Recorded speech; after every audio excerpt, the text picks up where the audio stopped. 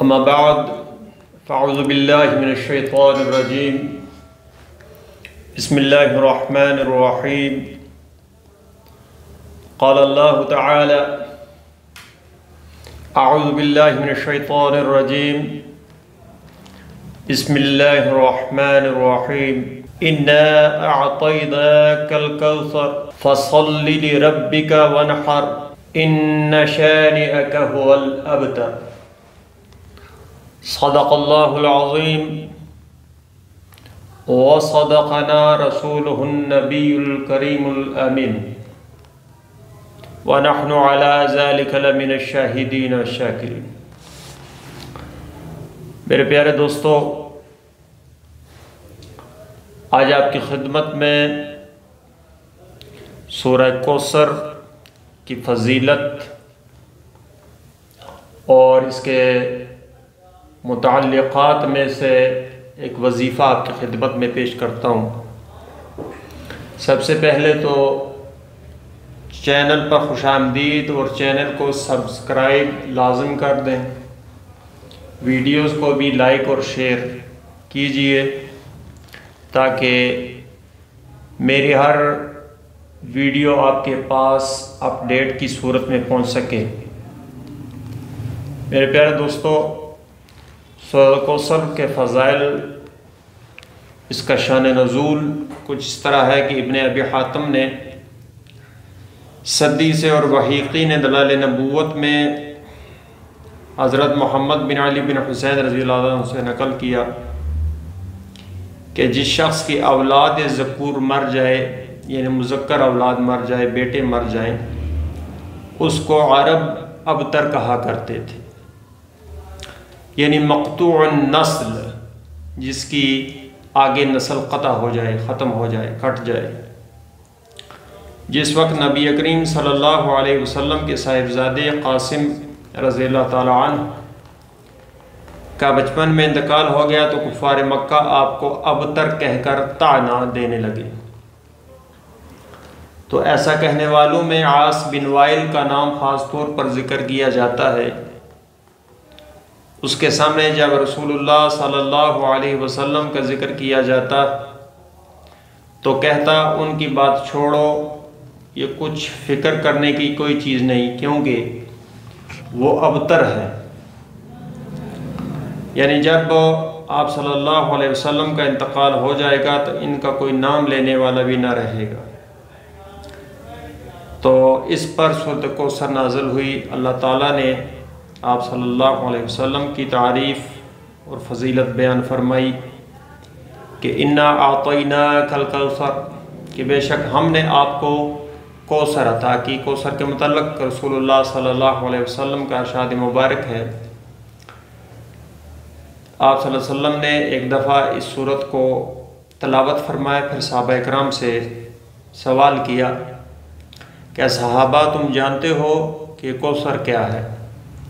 تو صحابہ اکرام جیسا کہ ان کا جواب ہوا کرتے تھے کہ اللہ و رسول عالم، اللہ جانتا ہے اور اللہ کے رسول جانتے ہیں۔ تو رسول اللہ صلی اللہ علیہ وسلم نے ارشاد فرمایا کہ کوثر اللہ تعالیٰ نے مجھے جنت میں ایک نہر عطا فرمائی،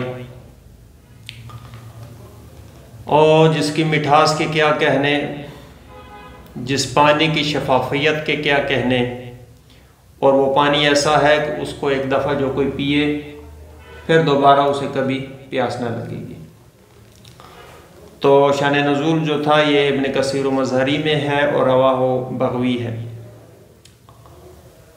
اور اسی طرح بعض روایات میں ہے کہ کعب بن اشرف یہودی ایک مرتبہ مکہ مکرمہ آیا تو قریش مکہ اس کے پاس گئے اور کہا آپ اس نوجوان کو نہیں دیکھتے جو کہتا ہے کہ وہ ہم سب سے دین کے اعتبار سے بہتر ہے، حالانکہ ہم حجاج کی خدمت کرنے والے ہیں اور بیت اللہ کی حفاظت کرنے والے ہیں اور لوگوں کو پانی پلانے والے ہیں۔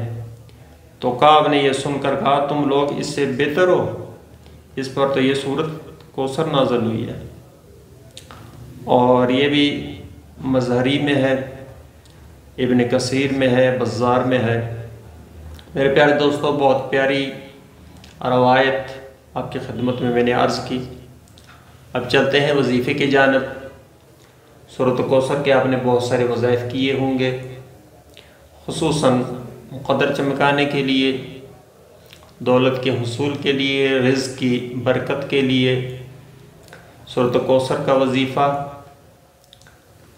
اور یا رزاق اللہ تعالیٰ کی صفاتی نام یا رزاق کا 99 بار اس کا آپ نے وظیفہ کرنا ہے۔ انشاءاللہ تعالیٰ ہر مراد اس سے پوری ہوتی ہے، خصوصاً رزق کے معاملات میں اللہ رب العزت کے حضور ہم نے عرض کرنا ہے۔ تو آپ نے درود شریف 11 مرتبہ پہلے پڑھنا ہے اور آخر میں بھی 11 مرتبہ درود شریف۔ سورہ کوثر آپ نے 11 مرتبہ پڑھنی ہے اور 99 بار آپ نے یا رزاق کا ورد کرنا ہے، اور 3 دن تک آپ نے اس وظیفہ کو کرنا ہے۔ جو بھی وقت آپ کو میسر ہو، فجر کے بعد کر لیں تو زیادہ بہتر ہے، نہیں تو عشاء کے بعد کر لیں۔ یہ 2 وقت آپ کے لیے، آپ دوبارہ اس کو سن لیں۔ درود شریف 11 مرتبہ شروع میں اور 11 مرتبہ آخر میں، اور سورہ کوثر آپ نے 11 مرتبہ پڑھنی ہے، اور یا رزاق کا ورد آپ نے تسبیح کرنی ہے 99 بار۔ اس کے بعد اللہ رب العزت کے حضور دعا کے لیے ہاتھ اٹھائیں۔ اللہ تعالیٰ التجاؤں کو سننے والا ہے، دعاؤں کو سننے والا ہے۔ تو جو بھی آپ کی پریشانی ہے، کاروباری پریشانی ہے، رزق کے مسائل ہیں، اللہ تعالیٰ کی بارگاہ میں عرض کیجئے، ان کلمات کے ساتھ اللہ تعالیٰ ضرور کرم فرمائے گا۔ میرے دوستو، آخر میں تمام لوگ دعا میں شامل ہو جائیں۔ بہت سارے لوگوں نے دعا کے لیے کہا ہے، کچھ بیماروں کے لیے کہا ہے، اور کچھ ایسے دوست ہیں جن کے کچھ اور مسائل بھی ہیں، تو دعا میں تمام لوگ شامل ہو جائیں۔ الحمدللہ رب العالمین والعاقبۃ للمتقین، اللہم صلی علی سیدنا محمد وعلی آل سیدنا و مولانا محمد وبارک وسلم وصلی علیہ۔ ربنا آتنا فی الدنیا حسنۃ وفی الآخرۃ حسنۃ وقنا عذاب النار۔ اللہم لا مانع لما اعطیت لما منعت ولا ينفع ذا الجد منك الجد۔ اللہم انی اعوذ بک من الہم والحزن، اللہم انی اعوذ بک من العجز والکسل، اللہم انی اعوذ بک من غلبۃ الدین وقہر الرجال۔ مولا کریم، جو لوگ بھی دعا میں شامل ہیں، تمام کی دل کی آرزوؤں کو پورا فرما، تمام پہ اپنا کرم و رحم فرما۔ جو لوگ بیمار ہیں، ان تمام پر شفاء کلی انہیں عطا فرما، انہیں رہتی زندگی، صحت والی زندگی عطا فرما۔ مولا کریم، دنیا کی خیریں ہمیں عطا فرما، آخرت کی خیریں ہمیں نواز، دنیا کی مصائب ہم سے دور کر دے، آخرت کی بلائیں سے ہمیں اپنی پناہ میں رکھ۔ اللہم صلی علی سیدنا محمد وعلی آل سیدنا و مولانا محمد وبارک وسلم وصلی علیہ وصلی علی جمیع الانبیاء والمرسلین۔ سبحان ربک رب العزت عما یصفون وسلام علی المرسلین والحمد للہ رب العالمین۔